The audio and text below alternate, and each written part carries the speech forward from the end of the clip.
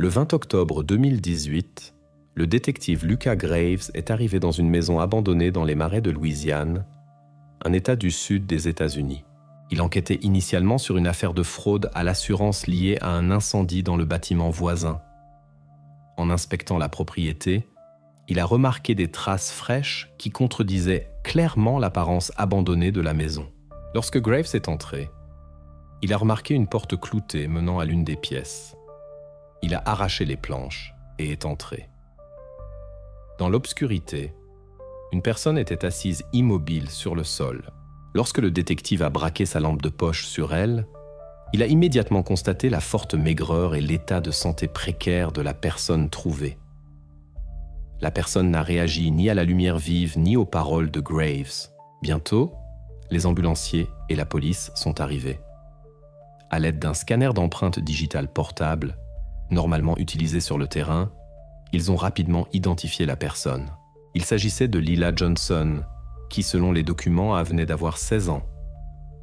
Une vérification des bases de données de la police a révélé un fait inhabituel. Aucune déclaration de disparition n'avait jamais été faite pour elle. Lila n'a pas essayé de parler et n'a réagi en aucune façon à ce qui se passait. Les ambulanciers ont remarqué des bruits étranges qu'elle émettait à la place de la parole. Un léger sifflement qui rappelait parfois des coassements. Un médecin a conclu provisoirement que c'était le résultat d'une privation sociale et sensorielle prolongée. Les premières vérifications policières ont révélé que Lila n'était officiellement enregistrée nulle part ces dernières années et n'avait pas quitté la maison de ses tuteurs, Martha et Cyrus Johnson. Il a été provisoirement établi que ses parents, vivant à l'étranger, recevaient régulièrement de fausses lettres avec des rapports sur sa vie normale et son éducation. Après avoir examiné les premiers faits, la police a reclassé l'affaire. Il ne s'agissait plus de fraude à l'assurance, mais de séquestration illégale. Le détective Graves a ordonné une enquête approfondie du terrain, s'attendant à ce que la découverte de Lila soit le point de départ d'une enquête plus complexe et plus inquiétante. Lorsque les enquêteurs ont commencé à examiner la biographie des Johnson, des détails inattendus ont rapidement été mis en lumière. En 2008, Cyrus et Martha ont officiellement obtenu la garde de Lila. Ses parents avaient divorcé et avaient décidé de s'installer à l'étranger, estimant qu'il était préférable pour Lila de rester dans son état d'origine. Le tribunal a approuvé leur décision et la jeune fille est arrivée à la maison de ses grands-parents dans une zone isolée des marais de Louisiane. Les documents mentionnaient immédiatement la nécessité d'un enseignement à domicile. Les Johnson ont présenté tous les papiers requis et la tutelle a été officiellement enregistrée. Selon tous les rapports, la situation semblait tout à fait légale et normale. Les services sociaux recevaient régulièrement des Johnson des certificats sur les résultats scolaires et l'état de santé de Lila. Personne n'a soulevé d'objection, et les parents, qui se trouvaient à l'étranger, n'ont pas non plus exprimé d'inquiétude. Pendant des années, ils ont reçu des lettres détaillées dans lesquelles Martha décrivait comment leur fille grandissait et apprenait. Ces lettres contenaient toujours de nombreux petits détails et des histoires convaincantes. Les parents étaient habitués à ce type de communication car les grands-parents leur avaient instamment demandé de ne pas déranger Lila avec des appels ou des visites, assurant qu'elle pourrait apprendre plus sereinement si elle n'avait pas de « contacts inutiles ». En réalité, la situation était tout autre. Les enquêteurs ont rapidement découvert que les lettres des Johnson étaient postées depuis une boîte aux lettres dans la ville la plus proche, Thibodaux, loin de leur maison. Les parents croyaient chaque mot et ne se doutaient même pas que quelque chose n'allait pas avec leur fille. C'est pourquoi ils n'ont rien fait et ne se sont pas adressés aux autorités pour obtenir de l'aide. Il s'est également avéré que les services sociaux de ce district de Louisiane ne vérifiaient que très rarement en personne les familles qui avaient officiellement déclaré l'enseignement à domicile. Normalement, des rapports écrits et des documents formels suffisaient. Bien que les Johnson aient gardé Lila pratiquement en isolement pendant plus de 10 ans, ils apparaissaient, d'un point de vue légal, comme des personnes absolument fiables. Maintenant que tout le mécanisme de tromperie était découvert, il est devenu clair, la tutelle formellement légale cachait complètement les véritables circonstances. Les enquêteurs ont réalisé que toutes les réponses sur ce qui se passait réellement dans la maison des Johnson se trouvait au-delà des papiers et des rapports officiels. Le détective Graves a compris qu'il devait examiner attentivement à quoi ressemblait la vie réelle de Lila pendant les années où personne ne vérifiait la famille. Lors de l'enquête sur l'incendie de la maison voisine, Lucas Graves n'avait initialement pas l'intention d'entrer sur la propriété des Johnson. Sa tâche était simple: trouver des preuves de fraude à l'assurance et classer l'affaire. Mais en inspectant le bâtiment incendié, il a remarqué quelque chose d'inhabituel. Plusieurs empreintes de chaussures fraîches qui commençaient directement au mur calciné et menaient à travers le sous-bois vers la propriété voisine. Graves a décidé de vérifier s'il y avait une cachette ou un endroit à proximité d'où l'incendie criminel aurait pu être observé. En suivant les traces jusqu'à la propriété des Johnson, il a découvert une petite annexe derrière la maison principale, utilisée comme abri à outils. La porte était entr'ouverte, et à l'intérieur, sur le sol, se trouvaient des bidons contenant des restes d'un liquide inflammable, exactement les mêmes dont il avait déjà constaté les traces sur le lieu de l'incendie. Cela indiquait clairement une implication des propriétaires de la maison, et le détective a appelé des renforts.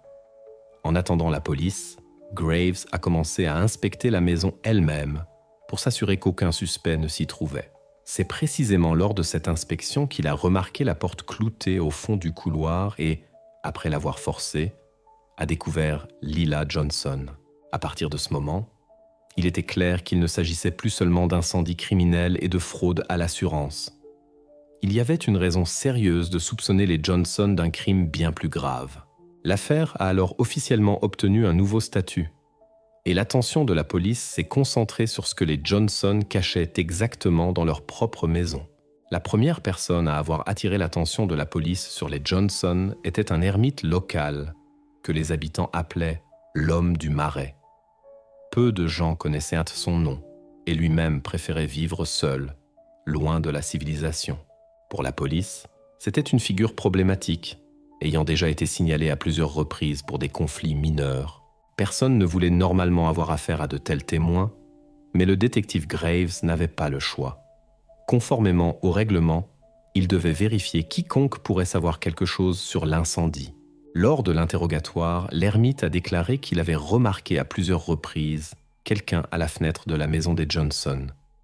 Il a dit que la silhouette était petite, mince et constamment dans la pièce.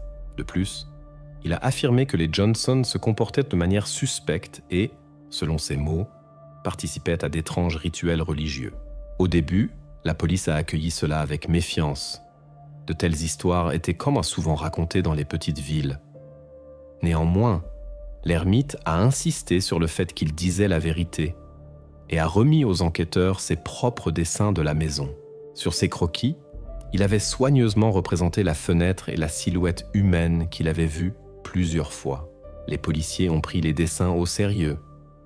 La disposition des fenêtres et les détails correspondaient au plan de la maison et à l'emplacement exact de la pièce où Lila avait été trouvée.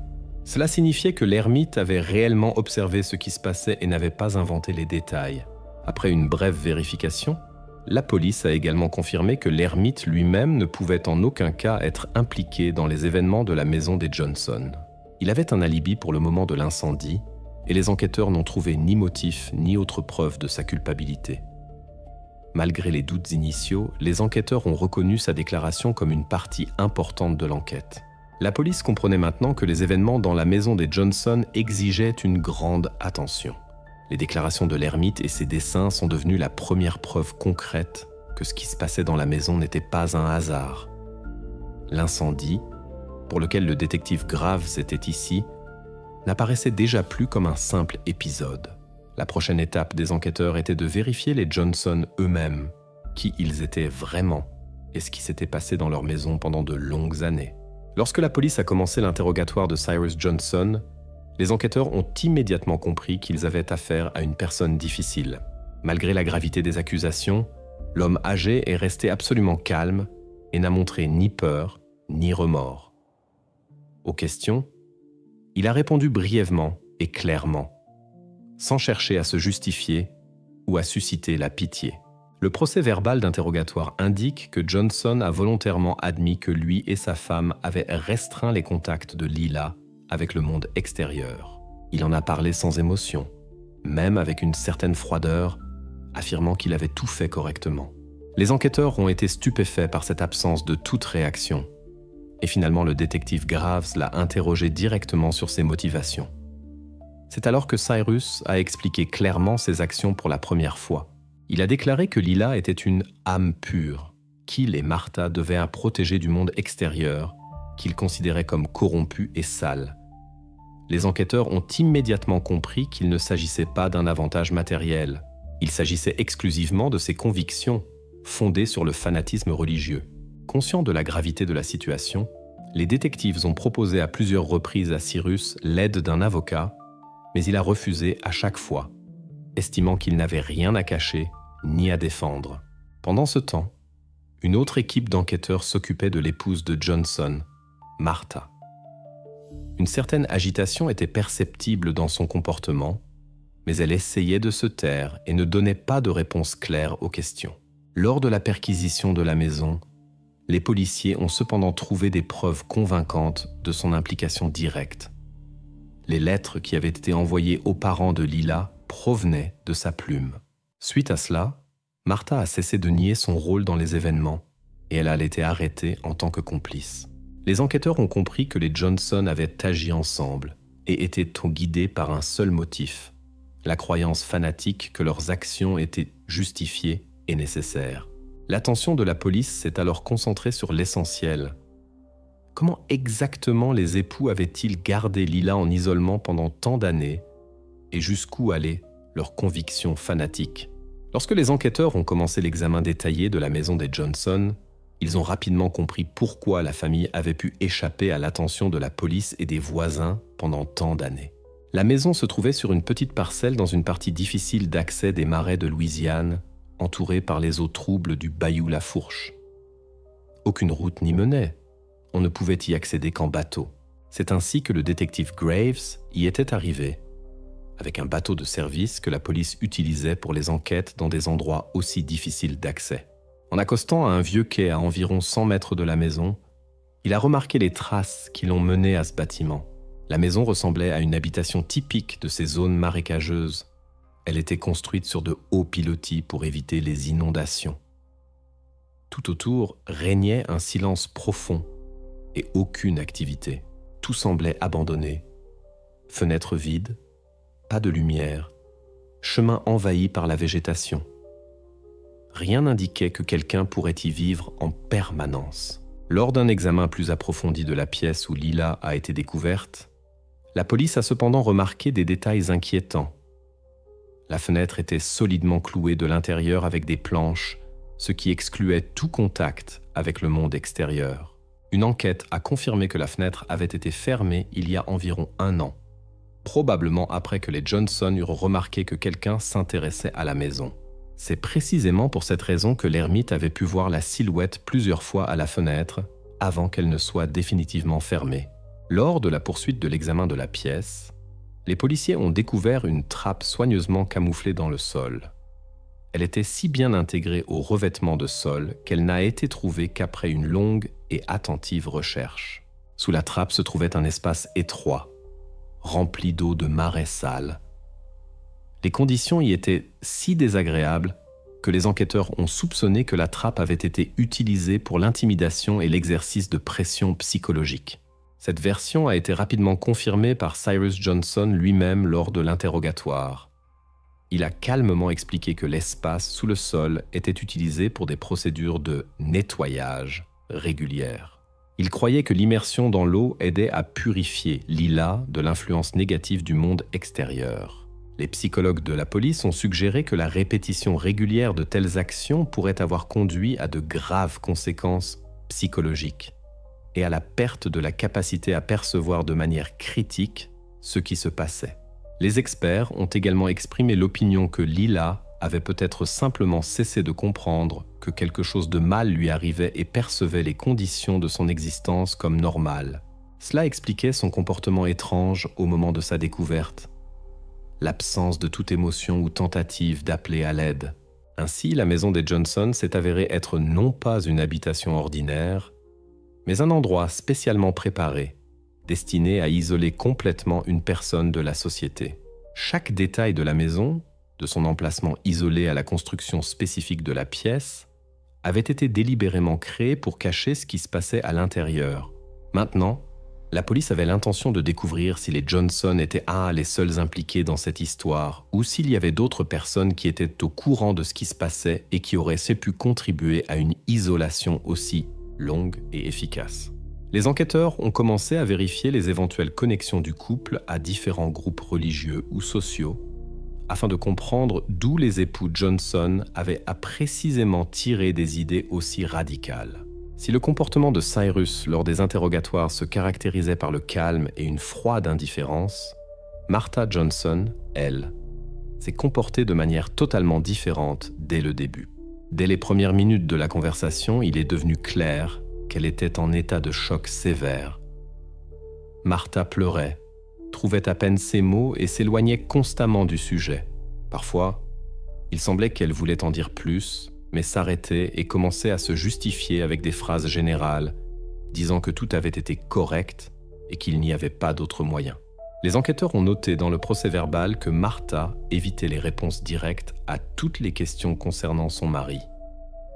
Chaque fois que la conversation portait sur Cyrus, elle se taisait ou devenait encore plus nerveuse.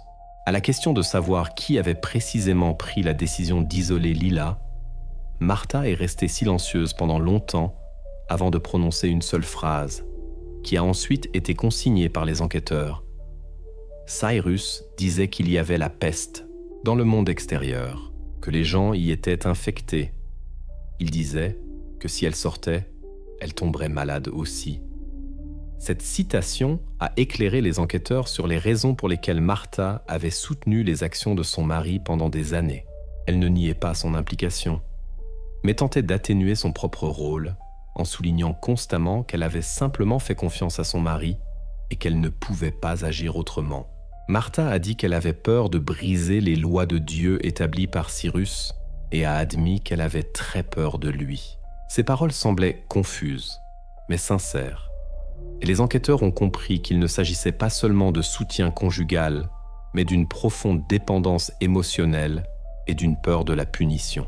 Les experts psychologiques, qui ont été impliqués dans l'enquête, ont confirmé plus tard que Martha se trouvait effectivement dans un état de suppression psychique complète, causé par l'influence prolongée de son mari.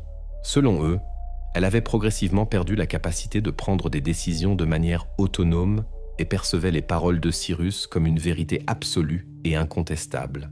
Cependant, malgré les accès émotionnels et les tentatives de justification, les faits racontaient une autre histoire. C'était Martha qui écrivait les lettres aux parents de Lila. C'était son écriture sur tous les documents qui confirmaient les faux rapports sur l'enseignement à domicile. Les enquêteurs ne pouvaient pas ignorer ces preuves qui attestaient de sa participation active à la tromperie et à l'isolement de Lila. Ainsi, les enquêteurs ont constaté que Martha Johnson n'était pas seulement un témoin, mais une complice à part entière, consciente des conséquences de ses actes, même si elle agissait sous l'influence de son mari. Son état émotionnel et sa dépendance psychologique envers son mari ont été pris en compte, mais ne justifiaient pas ses actes. La phase suivante de l'enquête s'est concentrée sur l'examen des croyances religieuses du couple, afin de comprendre s'ils étaient les seuls à partager de telles opinions ou s'ils faisaient partie d'un groupe plus vaste qui partageait leurs idées fanatiques. Quelques jours après l'arrestation du couple, les enquêteurs sont revenus pour examiner les lieux de la maison des Johnson. L'attention du détective Graves a été attirée par un petit parterre de roses à côté de la maison. Comparé au reste de la propriété, envahie par les mauvaises herbes, cette zone semblait suspectement bien entretenue. Les enquêteurs ont décidé d'examiner le sol de cette zone plus en détail. À l'aide d'une sonde spéciale, les experts en criminalistique ont découvert un objet caché sous terre. Sous les rosiers, un récipient en plastique soigneusement scellé a été trouvé.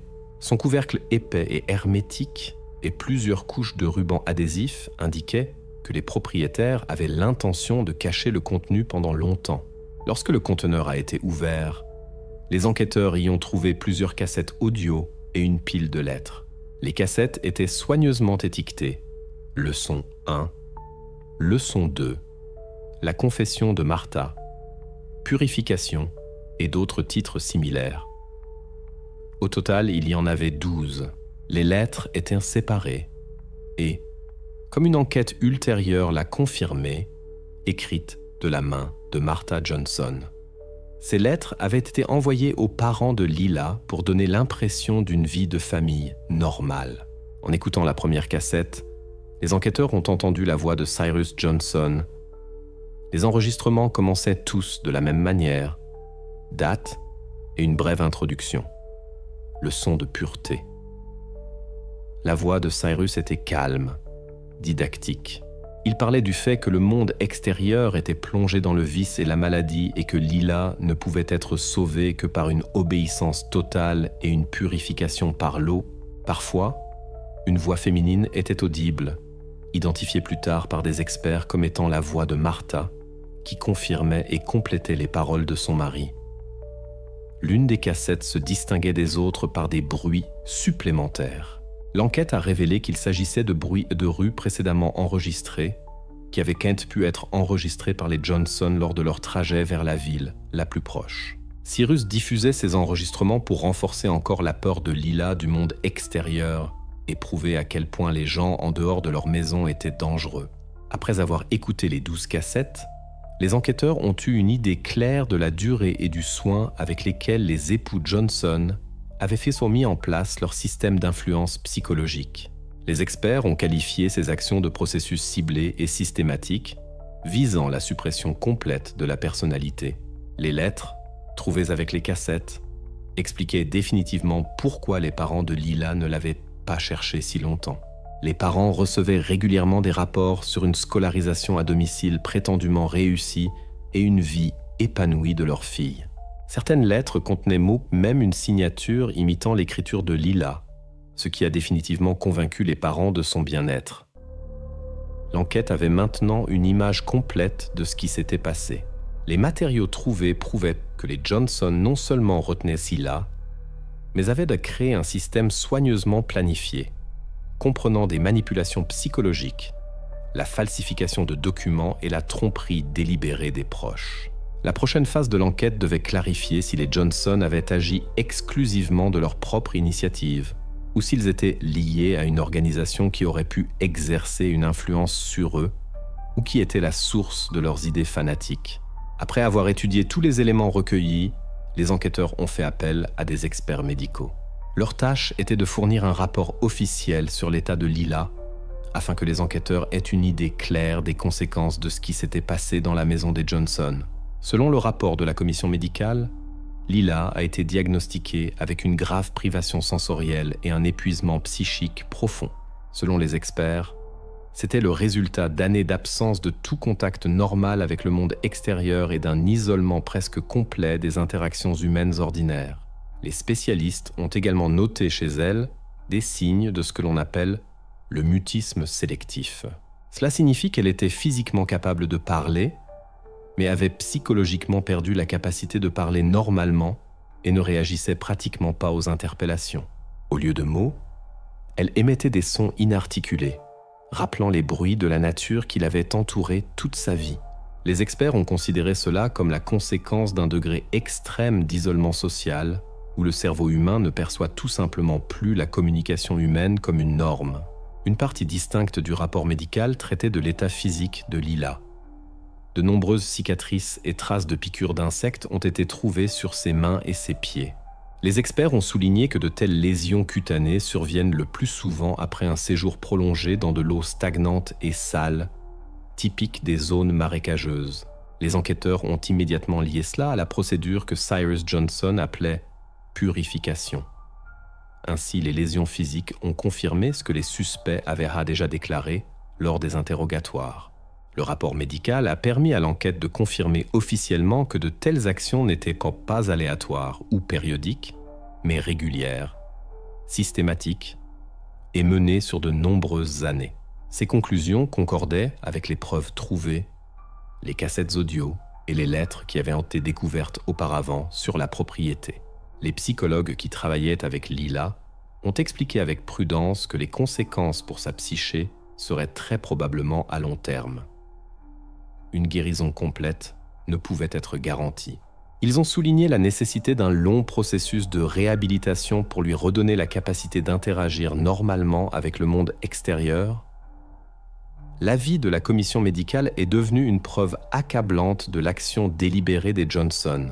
Les experts ont confirmé que le couple avait agi consciemment et systématiquement et avait soigneusement mis en place un système qui avait causé des dommages importants à la santé de Lila.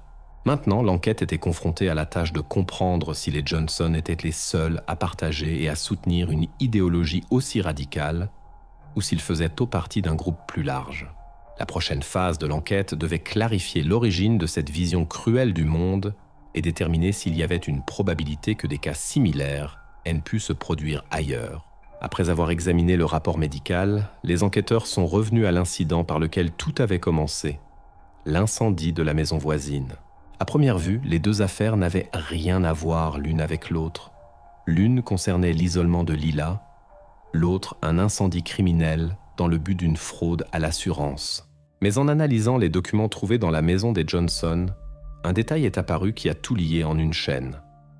Quelques semaines avant l'incendie, Cyrus avait souscrit une coûteuse police d'assurance pour cette maison. Un audit financier a révélé que le montant de l'indemnisation dépassait considérablement la valeur marchande du bâtiment. Pour un simple retraité vivant dans une région isolée, cela semblait suspect. Les policiers ont soupçonné que le couple prévoyait d'escroquer la compagnie d'assurance et l'incendie devait faire partie de ce scénario. Dans ce contexte, le nom de l'ermite, qui avait déjà témoigné dans l'affaire, est réapparu. Il a raconté qu'il avait vu Cyrus décharger plusieurs bidons métalliques d'un bateau peu avant l'incendie. Selon ses dires, l'odeur d'essence était si forte qu'elle lui était restée en mémoire. Cette déclaration concordait avec les résultats de l'enquête. Des restes de carburant avaient effectivement été trouvés sur le lieu de l'incendie. Après cela, la version d'une implication de l'ermite a été définitivement écartée. La police a constaté que les Johnson avaient délibérément tenté de faire de lui un coupable commode. Son étrangeté, son mode de vie solitaire et sa réputation d'homme du marais en faisaient une cible idéale. Le couple s'attendait à ce qu'en cas de vérification, les soupçons se portent automatiquement sur lui. Les enquêtes ont confirmé. L'incendie n'était pas un hasard, mais une tentative d'obtenir une prestation d'assurance et en même temps de détruire les traces d'une histoire bien plus grave. L'isolement de Lila. Les deux incidents ont maintenant été officiellement regroupés en une seule affaire. Le motif financier était évident, mais n'éclipsait pas le motif idéologique. Les Johnson n'agissaient pas seulement pour l'argent. Leur conviction fanatique se mêlait au désir de s'assurer une vieillesse sans souci, transformant le crime en un étrange mélange de foi et de cupidité. Cette conclusion a été spécifiquement consignée dans le rapport du procureur. Les Johnson ont commis 2 crimes liés, une fraude planifiée et la rétention prolongée d'une personne sous contrôle psychologique. Pour l'enquête, cela est devenu un point de départ important pour la phase suivante. L'analyse de l'origine de ces idées et de qui pourrait être la source de leur foi fanatique. Lorsque les enquêteurs ont commencé à examiner la biographie des Johnson, leur tâche était de comprendre comment un couple âgé ordinaire avait pu en arriver à de tels comportements extrêmes.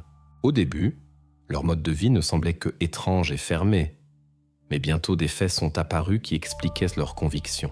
Les voisins ont raconté à la police que Cyrus et Martha ne parlaient pratiquement plus à personne dans le quartier depuis longtemps. Ils étaient évités et considérés simplement comme des personnes âgées avec des excentricités étranges. Les habitants de longue date se souvenaient cependant que Cyrus avait commencé à parler de la fin du monde il y a environ 20 ans. Il avertissait les voisins que l'humanité avait perdu sa pureté et que la seule issue pourrait être l'isolement total. À l'époque, ces paroles étaient attribuées à la vieillesse ou à une simple misanthropie, et personne n'y voyait une menace sérieuse. Mais l'enquête a continué, examinant d'anciens documents et témoignages de cette période. Il s'est avéré que les époux Johnson étaient liés, à la fin des années 90, à un petit groupe religieux connu dans le district de La Fourche sous le nom de Temple de la Renaissance. Le groupe n'a pas duré longtemps et a été dissous par les autorités locales après que la population se soit plainte de ses opinions radicales et de ses rituels controversés. Dans les archives, des expressions telles que « peste de la modernité », purification par l'isolement, et même des recommandations d'interrompre complètement la communication avec le monde extérieur sont apparues. La plupart des membres de ce groupe sont retournés à une vie normale après sa dissolution et n'ont pas été tenus responsables. Les Johnson n'occupaient alors aucune fonction officielle et sont passés inaperçus de la police. Cependant, les cassettes audio saisies par les enquêteurs ont montré que Cyrus avait conservé et répété pendant des années les idées qu'il y avait entendues pour la première fois. Les experts ont confirmé que les textes enregistrés avec la voix de Cyrus correspondaient à presque mot pour mot aux documents de ce groupe. Les psychologues qui ont évalué l'état du couple ont souligné que des années d'isolement total auraient pu sérieusement affecter la psyché des Johnson. Selon eux, Cyrus s'était progressivement convaincu, ainsi que sa femme, de l'exactitude absolue du chemin choisi. Les psychologues ont décrit leur état comme une psychose mutuellement soutenue, où deux personnes partagent les mêmes croyances irréelles et se renforcent mutuellement. Les médecins ont cependant souligné avec prudence qu'un tel état ne les exonérait pas de la responsabilité de leurs actes. Ainsi, il est devenu clair que l'isolement de Lila n'était pas une décision spontanée ou un hasard. C'était une tentative délibérée des Johnson de créer leur propre monde, où leur vue fanatique devenait la loi et la norme absolue. Tout dans leur maison faisait partie d'un système bien pensé. Les fenêtres verrouillées, les leçons constantes, les rapports écrits aux parents de Lila et même les rituels avec de l'eau. L'enquête était maintenant chargée de déterminer définitivement si d'autres personnes que les Johnson avaient beau pu être impliquées dans le maintien ou la propagation de ces idées. Les enquêteurs prévoyaient d'examiner de plus près le sort des autres membres du Temple de la Renaissance, afin de comprendre si l'histoire des Johnson était une exception isolée ou si des vues similaires pouvaient continuer à exister ailleurs. Le dernier interrogatoire de Cyrus Johnson est devenu l'épisode décisif avant la remise du dossier au tribunal. Le détective Graves avait préparé à l'avance toutes les preuves recueillies qui devaient démontrer de manière convaincante à Cyrus l'irréfutabilité de l'accusation. Auparavant, Cyrus s'était montré calme et confiant, sans essayer de contester les enquêteurs, mais sans confirmer aucune accusation. Sur la table devant le suspect furent posés un vieux dictaphone et plusieurs cassettes audio qui avaient été trouvées sur la propriété de la maison. L'enregistrement fut diffusé directement dans la salle d'interrogatoire. De haut-parleurs s'éleva la voix de Cyrus, claire, sans coloration émotionnelle. Sur la bande, on pouvait entendre ses propres mots sur la nécessité du silence et de la purification, qui avaient été précédemment enregistrés par les enquêteurs comme faisant partie de l'idéologie à laquelle Cyrus adhérait. Les détectives observaient attentivement sa réaction.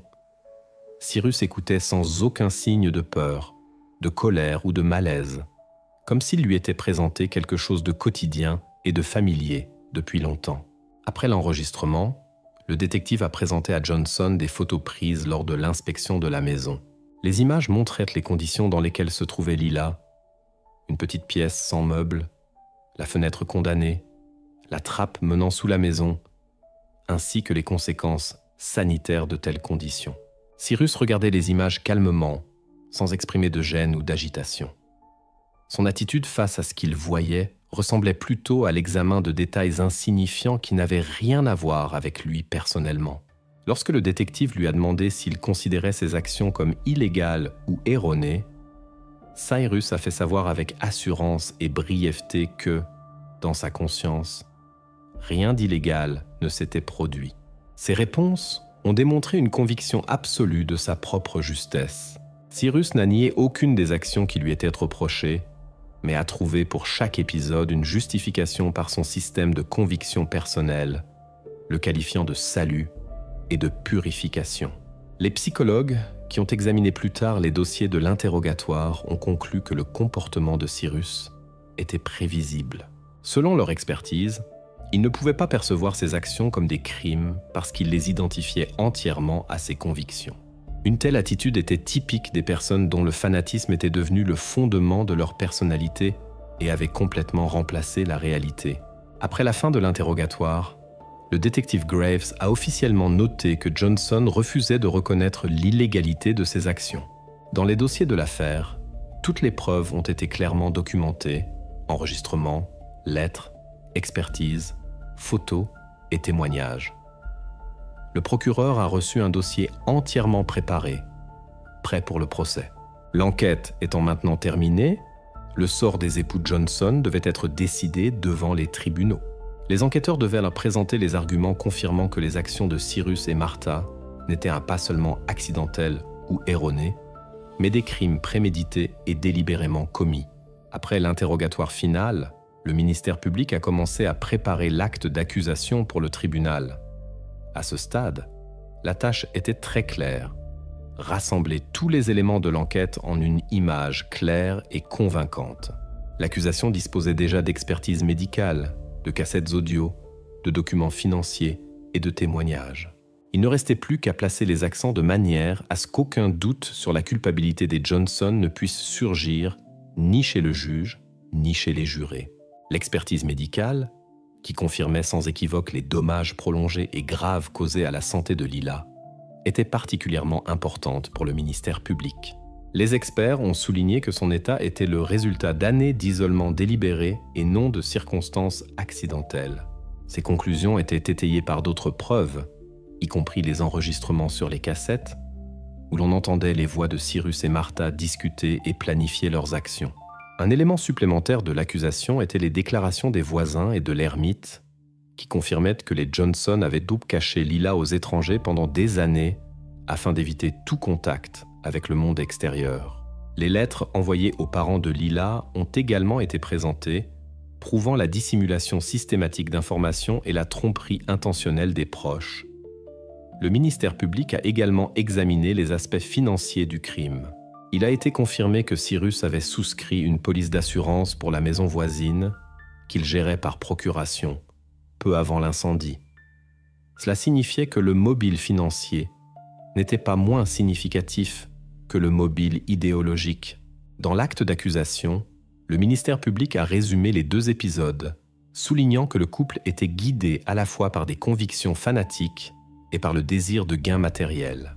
Les juristes ont accordé une attention particulière à l'examen du passé des Johnson et des archives du groupe religieux dissous, Temple de la Renaissance. Ces documents ont été obtenus par des demandes auprès des archives du district et par des témoignages d'anciens membres du groupe. Les experts ont constaté que l'idéologie des Johnson correspondait presque entièrement aux enseignements de ce groupe, ce qui prouvait que le couple avait agi délibérément, en s'appuyant sur une vision du monde établie et non sur des décisions accidentelles ou impulsives. Les psychiatres consultés pour l'enquête ont rendu un rapport sur l'état des accusés, concluant que, bien que le couple ait été sous l'influence de graves distorsions perceptives, leur état psychologique leur permettait de reconnaître pleinement l'illégalité de leurs actions. Selon les spécialistes, les deux époux ont délibérément ignoré les lois, estimant que leurs convictions personnelles prévalaient sur toutes les normes sociales. Au moment de la transmission du dossier au tribunal, les enquêteurs avaient une idée claire et concluante de la manière exacte dont Cyrus et Martha avaient commis leur crime. Tous les éléments étaient classés et préparés de manière à ce qu'aucun doute sur la culpabilité des accusés ne puisse surgir devant le tribunal. Le dossier fut alors entièrement transmis au tribunal et les enquêteurs n'eurent plus qu'à attendre le verdict final. Alors que l'acte d'accusation était presque envoyé au tribunal, Martha Johnson, à la surprise générale, a décidé de renoncer à son avocat et a fait volontairement de nouvelles déclarations aux enquêteurs. Dans une déclaration écrite, elle a indiqué qu'elle était prête à parler ouvertement de tout ce qui s'était passé dans la maison. Les enquêteurs ont considéré sa décision comme une étape importante qui pourrait définitivement mettre tous les accents sur l'affaire. Pendant l'interrogatoire, Martha a expliqué sa démarche en disant qu'elle ne pouvait plus supporter la forte pression émotionnelle. Elle a avoué avoir vécu de nombreuses années sous le contrôle de son mari et en avoir assez de faire semblant que tout ce qui se passait était normal. Les enquêteurs ont constaté que Martha parlait librement et ouvertement pour la première fois depuis longtemps, sans la réserve habituelle. Dans ses paroles, il n'y avait plus de phrases apprises par cœur, ni de tentatives d'éviter les réponses directes.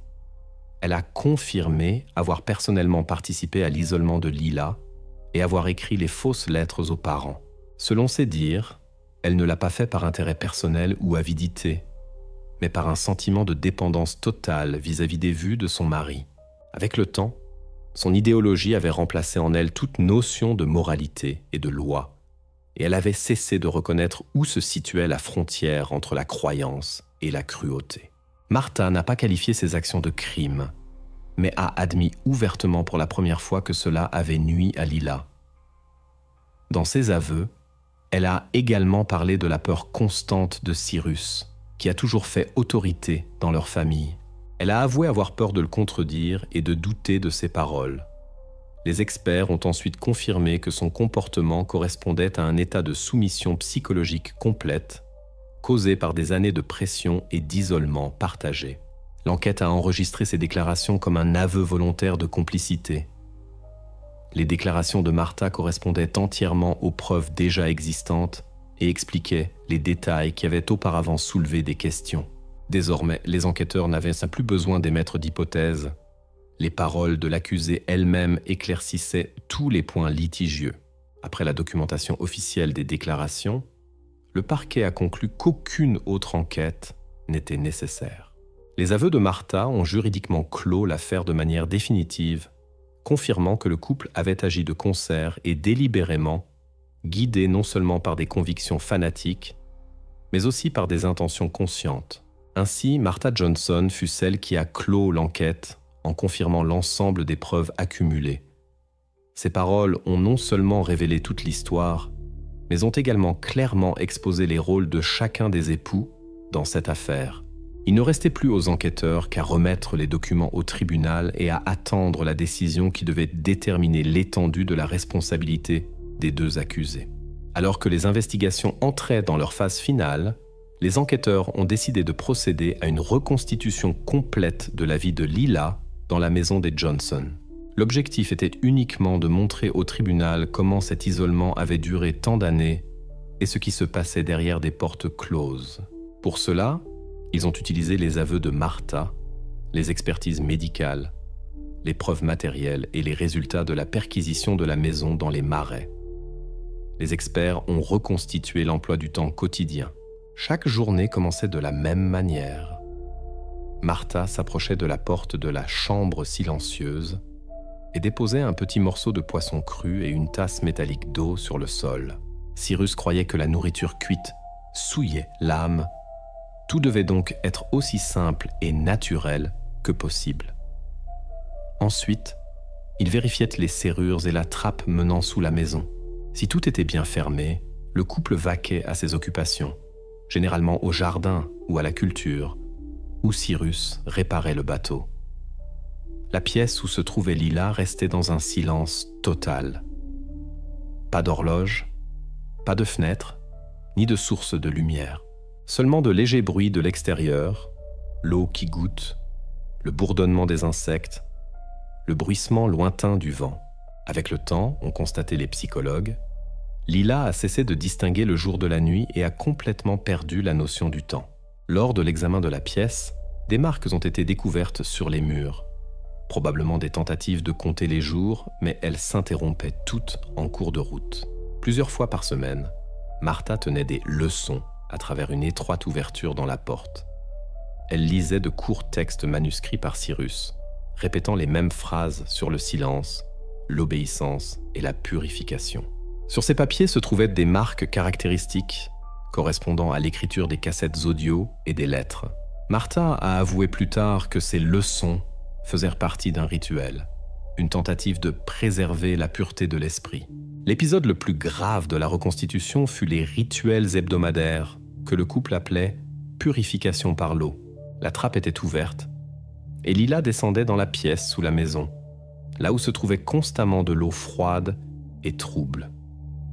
Selon les experts, elle y passait entre 4 et 8 heures. La pièce sous la maison était basse, il fallait rester penché, et la température de l'eau ne dépassait pas 10 degrés. Après de telles séances, la peau était couverte de piqûres d'insectes et de petites plaies, ce qui fut confirmé plus tard par des expertises médicales. Cette procédure, selon les enquêteurs, n'avait rien à voir avec la purification religieuse, elle est devenue un instrument de contrôle et de soumission.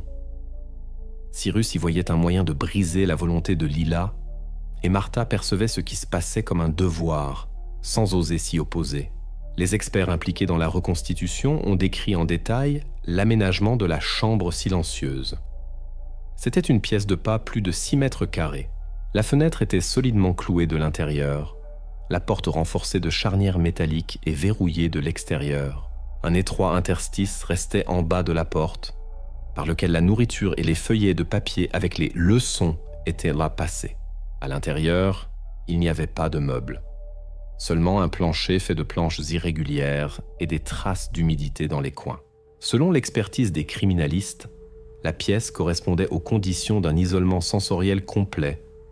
Il était impossible d'y rester longtemps sans conséquences psychiques. La reconstitution a montré que ce qui s'est passé dans la maison des Johnson n'était pas le résultat d'un effondrement soudain, mais un système construit au fil des ans. Cyrus contrôlait chaque aspect de la vie quotidienne, de l'alimentation au sommeil, créant une atmosphère où chaque action était subordonnée à l'idée de purification. Martha exécutait les instructions sans poser de questions, devenant une complice, dépendante de sa volonté. Les psychologues impliqués dans l'analyse ont constaté que Lila n'était pas seulement en isolement. Son existence avait été remplacée par une structure rituelle. Elle a appris à réagir comme on l'attendait d'elle et ne pouvait plus distinguer la réalité des règles inventées. Lorsque les experts ont présenté les résultats de la reconstitution, il est finalement devenu clair que le crime n'était pas un acte fortuit ou émotionnel. C'était un processus long et délibéré, visant à la soumission complète de la volonté d'un autre être humain. Chaque élément, de la fenêtre condamnée au calendrier des rituels de purification, faisait partie d'un schéma unique. Ces conclusions ont servi de base à la procédure judiciaire. La reconstitution a confirmé définitivement le caractère systémique du crime et a exclu tout doute quant au fait que les actions des Johnson étaient délibérées, planifiées et se sont poursuivies pendant plus de 10 ans. À partir de ce moment, l'affaire a pu être considérée comme entièrement close et prête à être transmise au tribunal, où le sort du couple devait être décidé par le verdict des jurés. Le procès des Johnson a commencé au printemps de l'année suivante. La salle était bondée de journalistes et d'observateurs, mais l'atmosphère est restée maîtrisée et tendue. Personne parmi les personnes présentes ne s'attendait à des scènes tumultueuses ou à des éclats émotionnels de la part des accusés. Dès les premiers jours, il est devenu clair que le procès se déroulerait presque silencieusement et de manière strictement factuelle. Les procureurs ont présenté méthodiquement toutes les preuves recueillies au cours de l'enquête, enregistrements audio, photos de la pièce, expertise médicale et aveux de Martha. Ils ont lu 12 chefs d'accusation contre Cyrus Johnson, y compris la privation illégale de liberté, l'isolement prolongé, la pression psychologique et la tromperie intentionnelle des autorités. 8 chefs d'accusation ont été retenus contre Martha, principalement la falsification de documents, la complicité et l'aide aux actions de son mari. Pendant les audiences, Cyrus semblait apathique, comme si ce qui se passait n'avait rien à voir avec lui. Plus tard, les psychiatres ont expliqué cela comme le comportement d'une personne complètement absorbée par ses propres convictions et incapable de reconnaître sa culpabilité ou même le fait de l'accusation.